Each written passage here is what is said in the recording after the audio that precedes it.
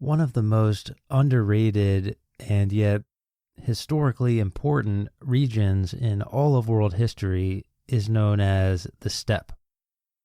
If you picture the world map, and specifically Asia, you can pretty much draw a east to west line across Asia a little bit above center. This geographic zone is pretty narrow, but it stretches all the way from the Pacific almost to Central Europe and almost to the Atlantic Ocean. Historian Kyle Harper describes it this way, quote, "The Eurasian Steppe is a giant contiguous ecological zone stretching from the plains of Hungary to the eastern fringes of Mongolia. Its climate is continental and tends to extremes, with oppressive summers and savage winters. The steppe is too dry to support trees, but it is moist enough to avoid being a desert. It unravels as a vast carpet of grass and scrubland. Its underbelly is striped with a series of desert regions, unreached by the monsoons from the south. The deserts are dotted with oases which have ever been positioned to serve as a relay system for the Silk Road. To the north of the steppe lies the cold belt of the taiga. Beyond that awaits an even colder belt of tundra. For the delivery of water, the steppe depends on the westerlies, the prevailing storm tracks of the mid-latitudes running along the globe's longest east-west landmass from the Atlantic to the Pacific. As an ecological region, the steppe dwarfs the actual land surface of the Mediterranean climate zone." End quote. For a long time in history, the peoples who came from the steppe regions were seen as barbarians. These people lived differently from people from so-called civilization, whether it be the Mongols or the Huns or the Scythians or the Xiongnu. Typically, these people were nomadic, moving from place to place as weather, climate, food, and other factors changed throughout the seasons. Typically, they relied on the horse as not just a mode of transportation, but a way of life. Typically, they didn't build enormous cities and stay in one place for very long. And from the point of view of people from so-called civilization, like the Roman Empire, these peoples often raided into quote-unquote civilized territory, seemingly always on the edge of civilization, creating problems. A group known as the Huns was about to cause the Roman Empire some of the biggest problems it had ever faced. The Huns typically roamed on the eastern part of that steppe region that we talked about, which would put them very far away from the Roman Empire and put them more in a position to be a menace to Chinese civilization. In fact, some historians think the Huns are the descendants of the Xiongnu steppe peoples who, for a very long time, had caused China problems along their borders. But at any rate, in the late 300s AD, the Huns turned west.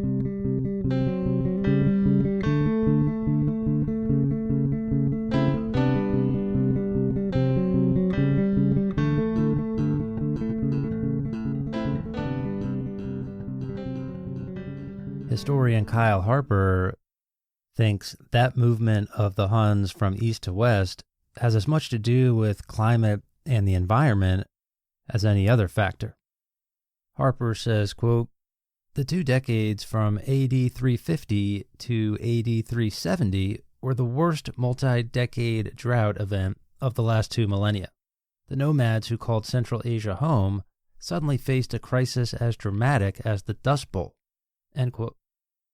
Harper thinks that this climate crisis has to do with the North Atlantic Oscillation, the NAO, being positive, which led to less moisture and drought potentially in Central and East Asia. So changes to climate patterns, pressure systems, and continental wind patterns forced the Huns to move west. Now, it wasn't just climate factors. There were other internal logistics and power struggles and other factors helping to move the Huns west, but Harper claims that climate was definitely a factor. And as the Huns are moving west, they're bringing with them their pretty militaristic and brutal lifestyle. So as they began to move into zones that were previously controlled on the Roman frontier by what the Romans would call, barbarians that they were familiar with, people like Germanic tribes or Goths or what have you, this is going to create a political disaster. The migration of the Huns causes the Goth peoples in the Roman frontier to be fleeing them in absolute terror, and these Goths began to push into Roman territory seeking help, basically. Kyle Harper talks about this disaster that unfolded along the Roman frontier caused by the movement of the Huns, which in turn was potentially caused by changes in climate. He says, quote, "A kind of equilibrium had prevailed along the Danube, but the Huns threw it into disarray. In AD 376, in flight from the Huns, Goths appeared in mass seeking asylum inside Roman borders. Upwards of 100,000 Goths, men, women, and children, may have sought help. The Romans saw this desperate human tide as an opportunity, an unexpected influx of military recruits. The situation was handled indecisively. Some Goths were given passage, ferried across the Danube under Roman supervision.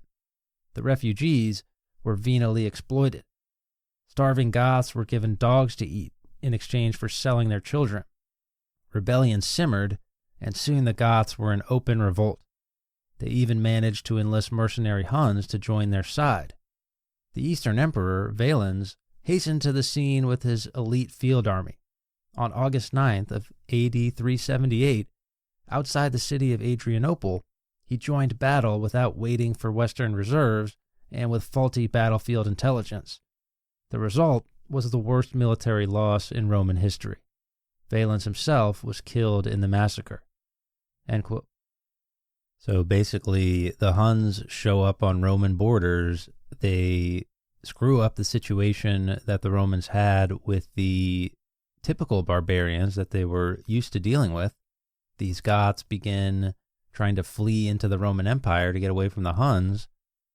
Keep in mind that the Romans had long viewed these Goths or Germanic tribes or barbarian peoples as potential recruits into the army, and to a large extent, there was actually a lot of interplay between those two different groups, and the line between Roman and Goth was actually relatively thin.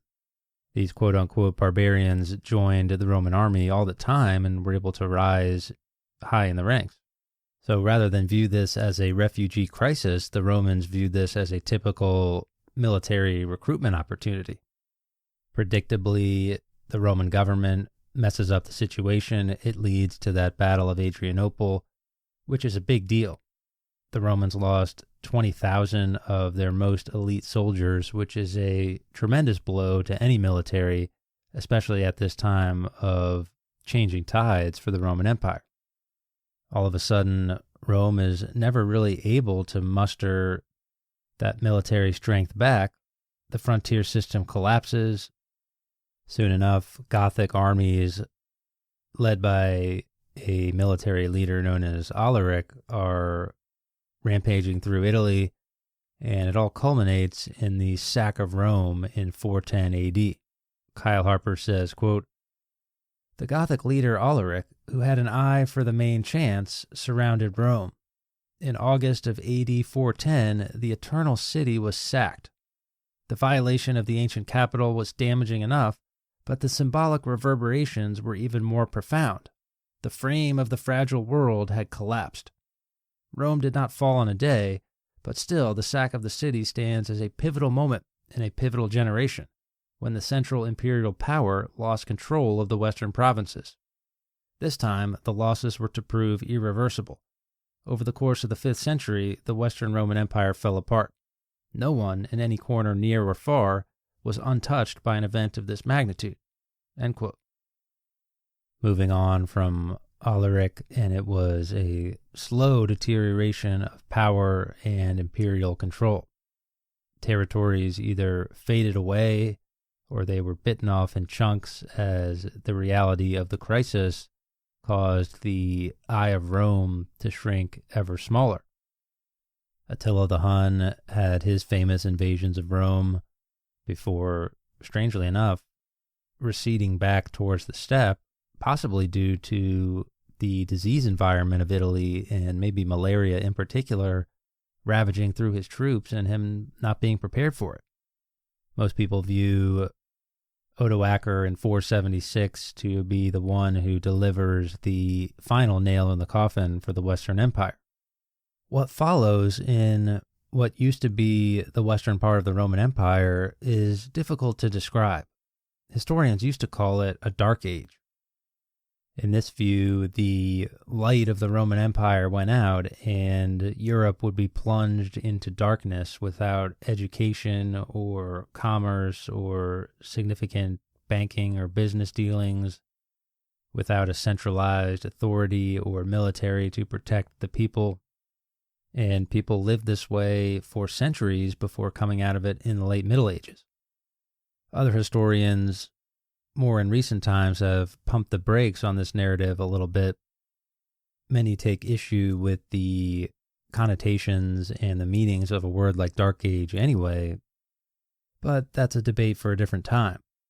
What is true is that life in the western part of the empire was very different in the decades after the fall of the Roman Empire. This was not just business as usual with a change in who was in charge.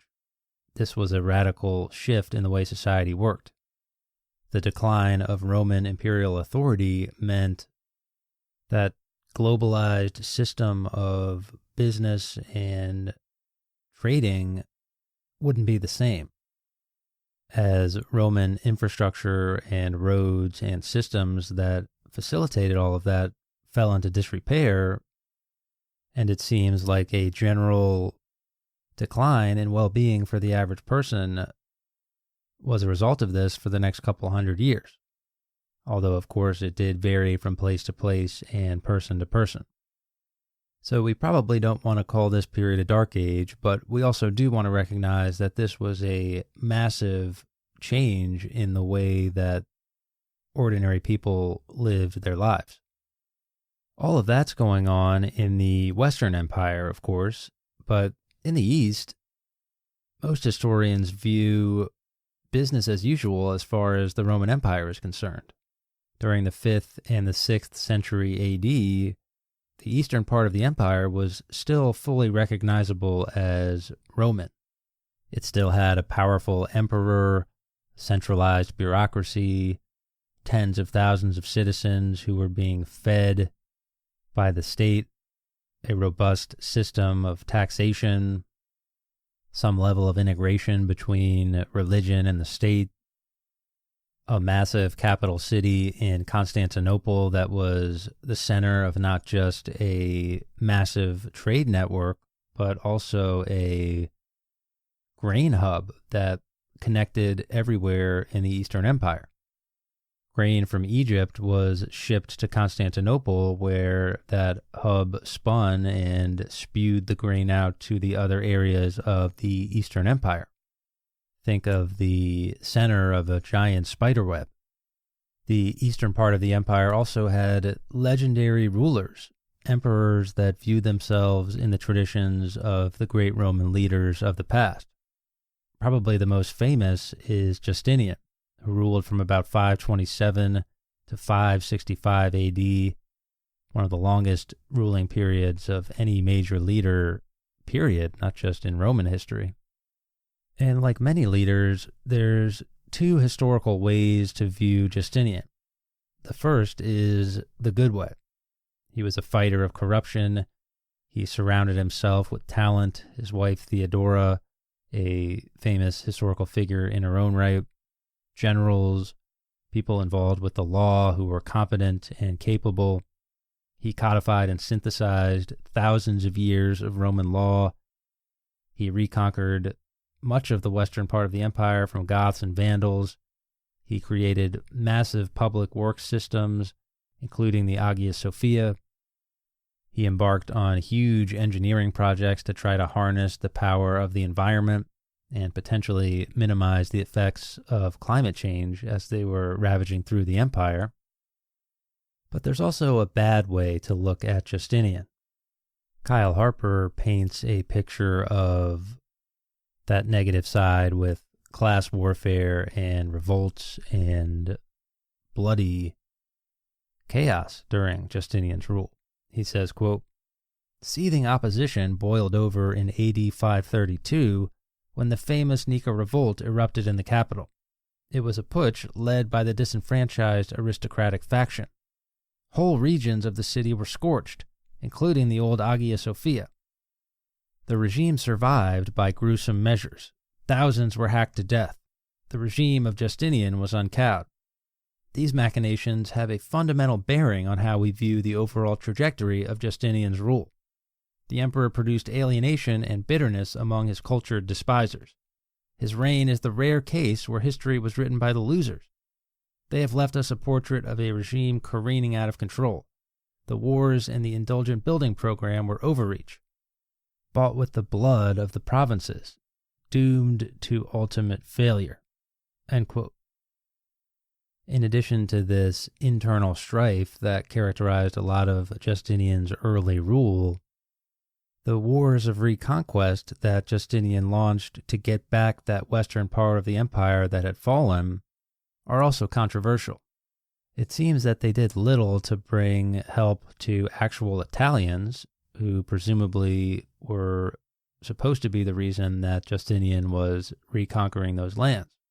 In fact, in combination with the Eastern Empire's spiderweb of economic activity and trade, Justinian's wars of reconquest ended up spreading what Kyle Harper calls the single most destructive force in ancient world history.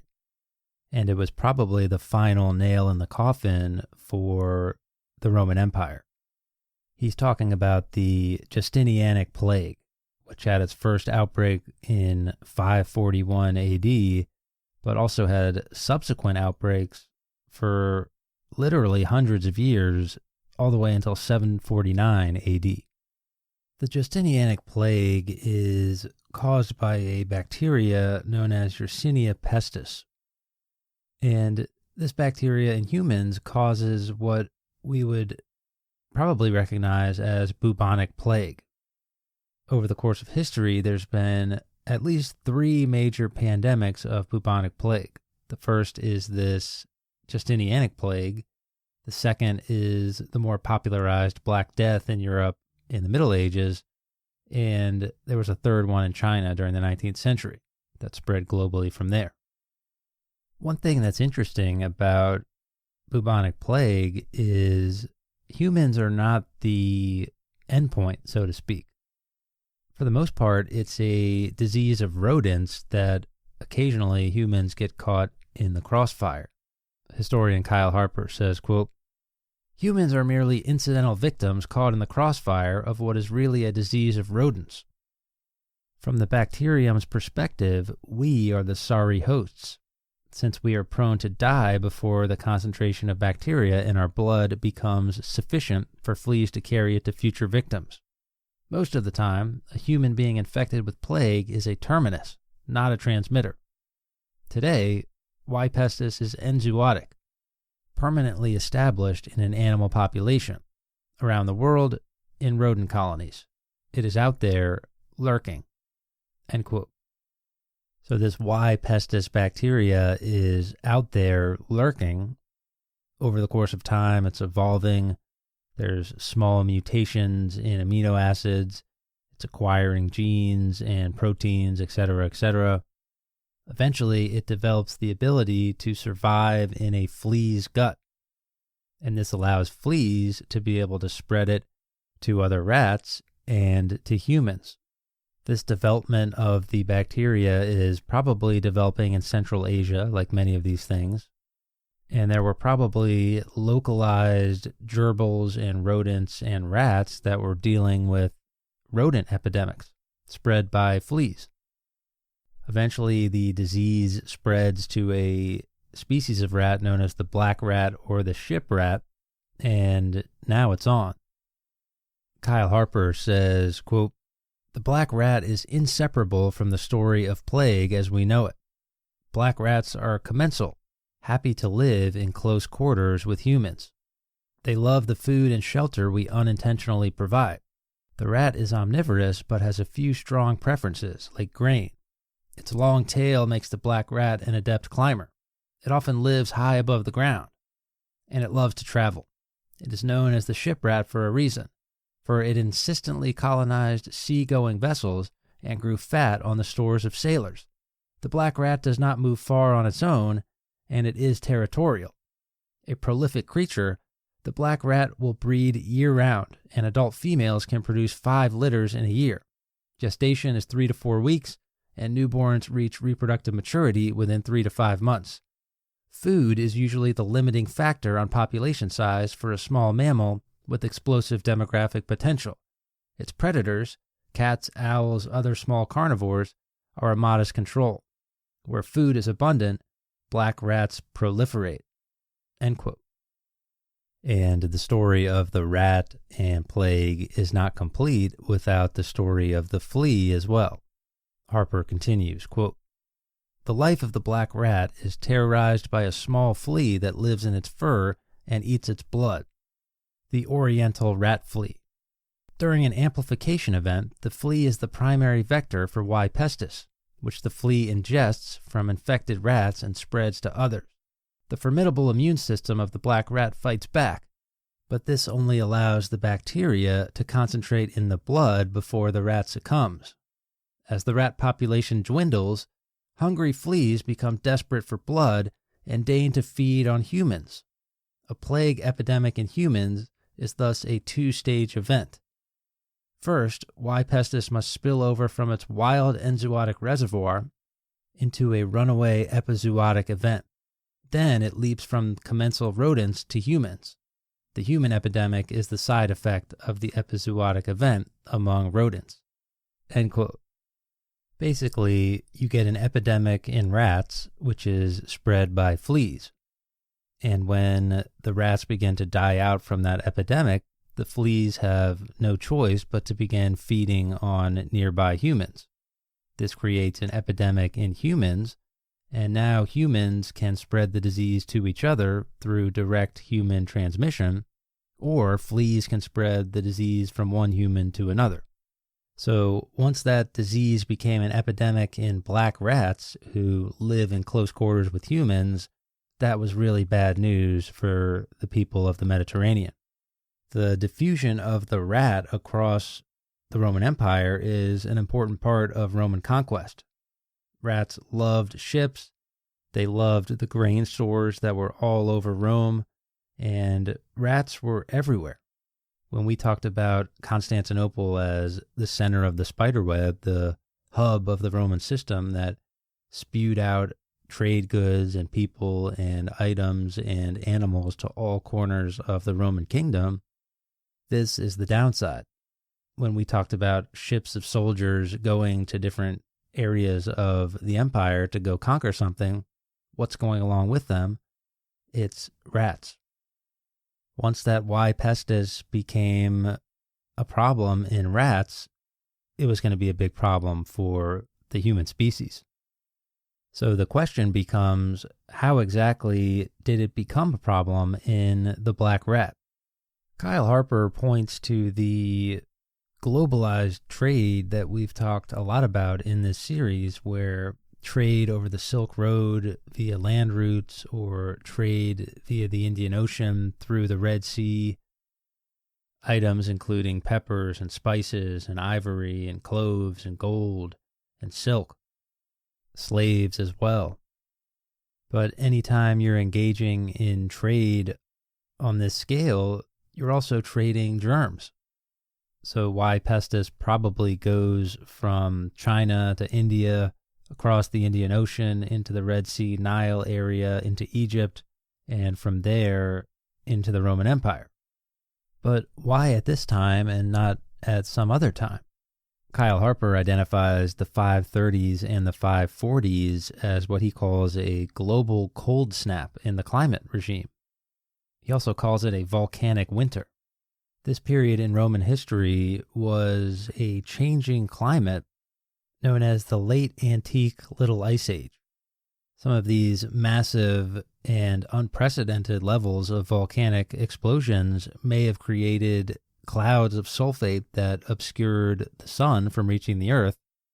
And that's in addition to the fact that scientists have looked at the incoming solar radiation during this period independent of that volcanic activity, and they say that this was the lowest level of incoming radiation from the sun in the last 2,000 years. From 536 to 545, Kyle Harper estimates that the temperature dropped around 2.5 degrees on average. 536 to 545 was the coldest decade of the last 2,000 years. And it seems likely that this global climate plunge into colder temperatures may have been one of the instigators that moved Y. pestis into new modes of spread and transmission. Kyle Harper says, quote, "The AD 530s and 540s were not just frosty. They were the coldest decades in the late Holocene. The reign of Justinian was beset by an epic, once-in-a-few-millennia cold snap, global in scale. The climate disturbance in the moments preceding the Plague of Justinian is a sudden, blinding flash that we instinctively know must be connected to the crash that immediately follows. We do not know just exactly how the one caused the other. A plague epidemic is a chain reaction involving at least 5 different species. It is a great biological domino event, encompassing the bacterium, the sylvatic host, the marmot, the amplification host, the black rat, the arthropod vector, the oriental rat flea, and us. Minute changes in temperature and precipitation can affect the habits, behavior, and physiology of each organism involved in the cycle. Still today, small vibrations in the climate trigger visible effects on plague cycles in rodent populations. Even within the relatively small bounds of year-to-year variability, the climate is a governor on the heat of enzootic plague." End quote. What he's saying there is that changes in climate, even small changes, stuff that would seem minute to us, I mean, what's 2.5 degrees? That's not even the difference between a short sleeve and a long sleeve, right?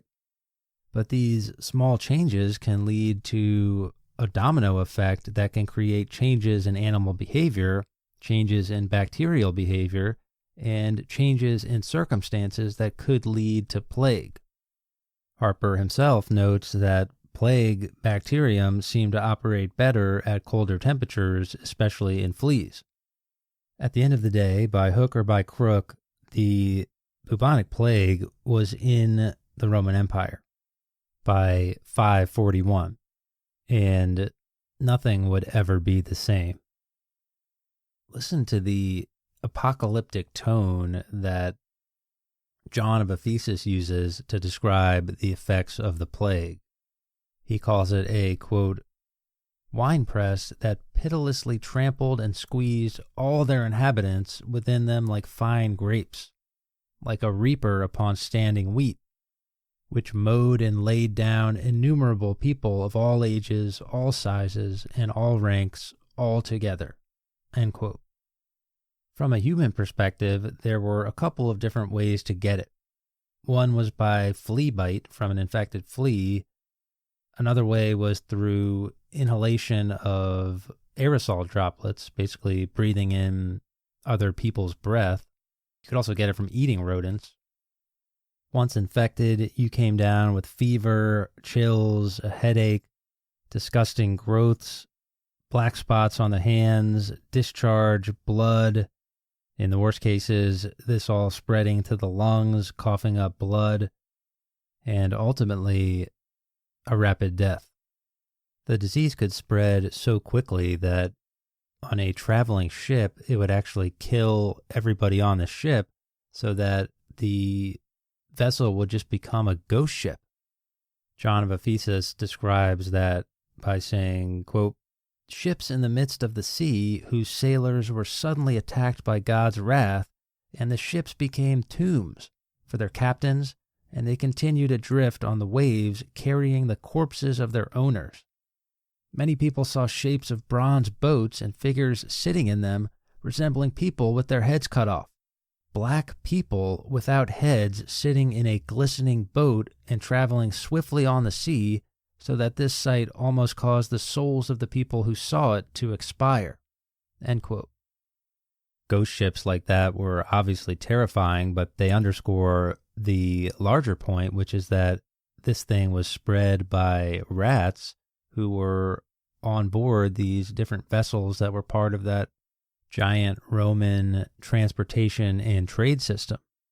Big cities and rural countrysides alike had rats that were capable of spreading this disease, and nobody was spared.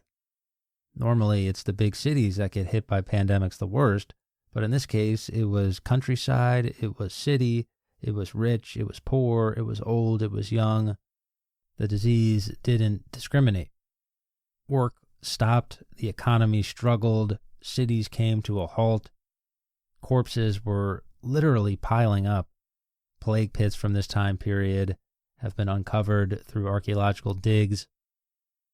And by looking at that archaeological evidence, the spread is stunning. There's evidence, DNA evidence, from this period of bubonic plague extending across Europe, Africa, Asia.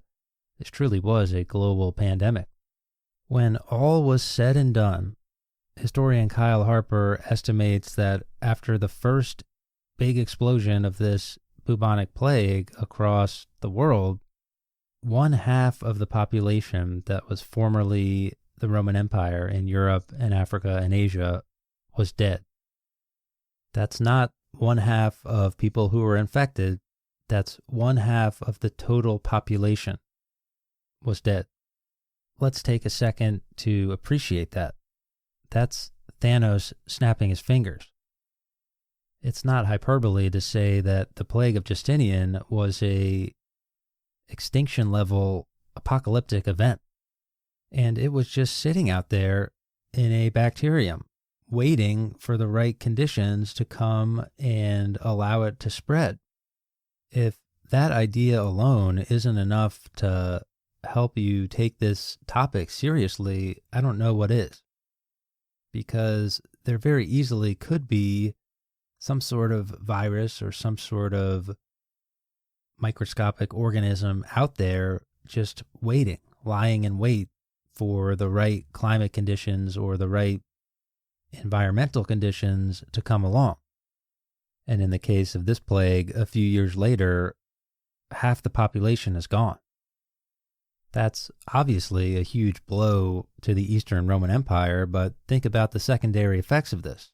The economic problems, the tax problems, the inflation, the failure to find funds to pay armies.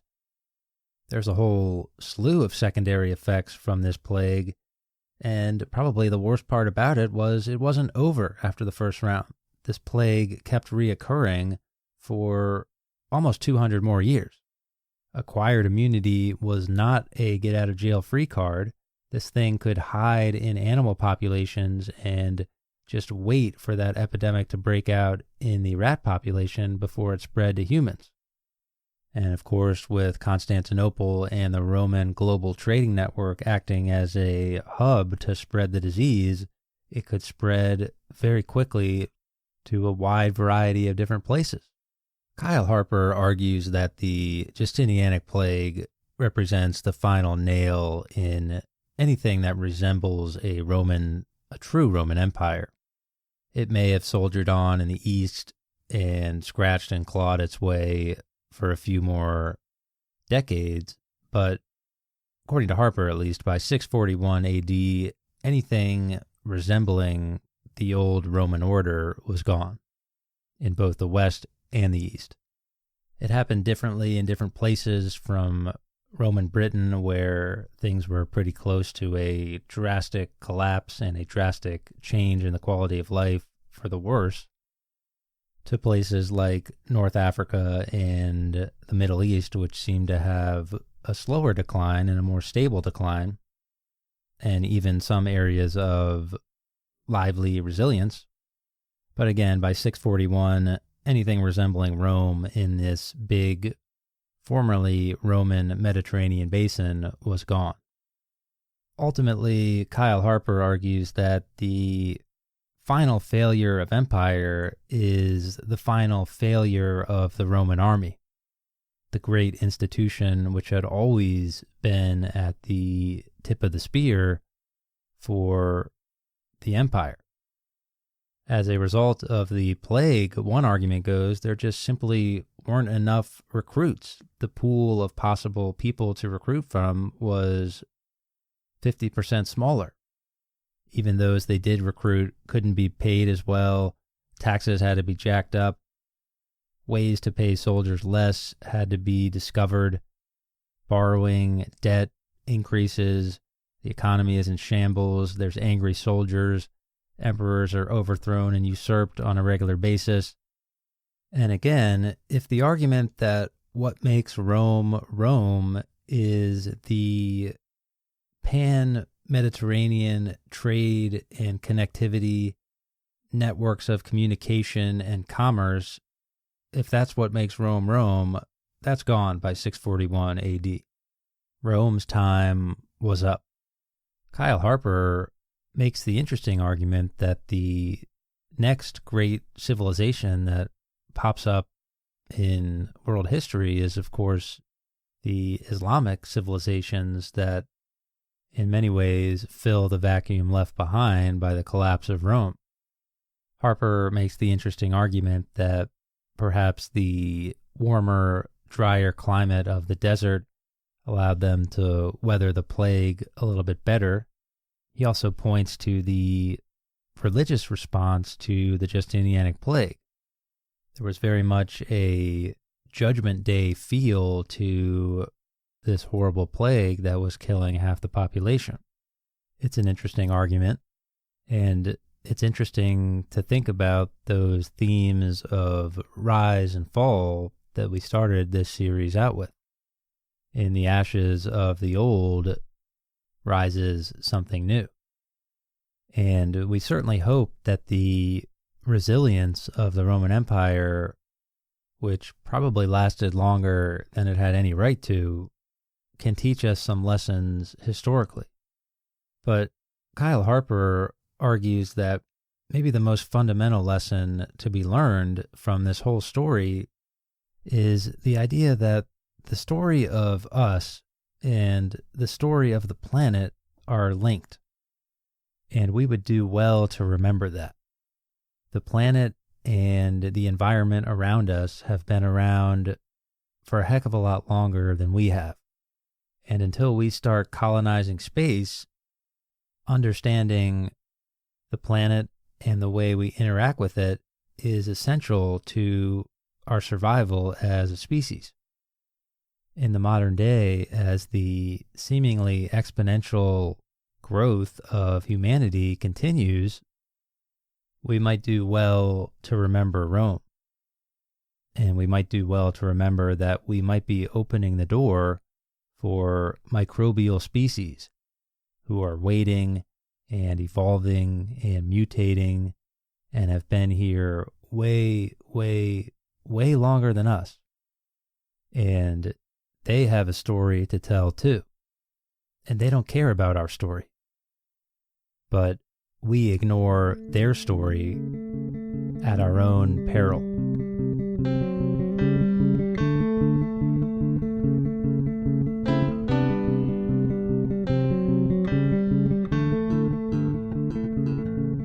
All right. A couple of things to talk about here in the post-podcast Yakety Yak. First of all, that episode that you just heard is going to do it for the series on climate change and the Roman Empire. I hope you enjoyed it. I hope you found something useful. It kind of feels like every day the stuff that we've been talking about in those 4 episodes becomes more and more relevant. On another note, I want to say thank you to everybody that went in and got the audio course. I really do appreciate it. I've heard a couple of positive things, which is always nice to hear, and it really means a lot. If you're interested, the link is in the show notes. The course is called Nazi Germany and the Battle for the Human Heart. It's 13 episodes long. It's kind of about a lot of things, but I think mostly it's about how and why normal people can make terrible and sometimes even evil decisions. So the course tries to answer that question by looking at the context of ordinary people in Nazi Germany. And it seems to me, at least, that normal people making bad decisions or being persuaded to do terrible things is something that's going to continue being relevant, really, as long as humans are walking around on the planet. At least until Elon Musk uploads us all into the synthesis machine. So if you want to support the podcast, you can follow the link in the show notes or just type in avid.fm/reflectinghistory and get the audio course. There's also plenty of other ways to support the podcast. You can support it on Patreon, where support there would get you up to, I think we're at 16 or 17 bonus episodes now. There's some behind the scenes sort of looks at some old podcasts and sort of the podcast process if you're into that sort of thing. Some other perks on there as well, so you can follow the link to Patreon if you want. You can also support by rating or reviewing on Apple Podcasts, following or subscribing on Spotify or really any podcast platform you're on. And you can also just support the old-fashioned way by continuing to listen or maybe telling a friend. Smaller things like that that still make a difference and I really appreciate. All right, so that's it for me. You'll hear me again in a couple weeks with something a little bit different. So hopefully you like it. Once again, thanks for listening. You are really appreciated. And that's it for me.